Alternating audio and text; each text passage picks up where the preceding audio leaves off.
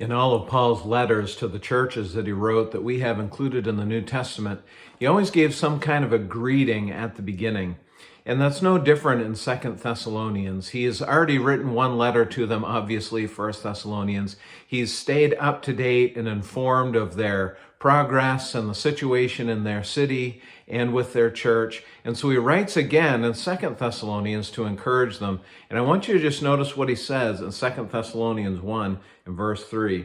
He says, "We ought always to give thanks to God for you, brothers, as is right, because your faith is growing abundantly, and the love of every one of you for one another is increasing."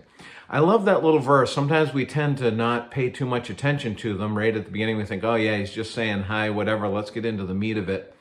But I love this verse because he really tells us here there are two things that need to always be happening in the life of the believer. First of all, your faith needs to be growing.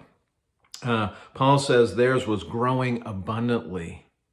We need to be continually advancing in our love for God and our trust that what he is doing is according to his purpose and for our good. Their faith was growing abundantly. But not only that, their love for one another was increasing.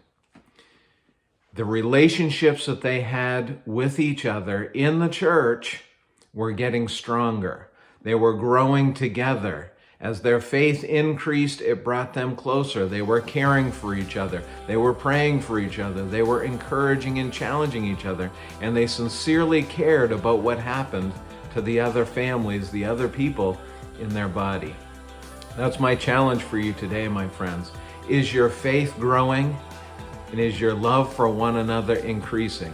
Those two things must be happening if we're going to please God with our lives.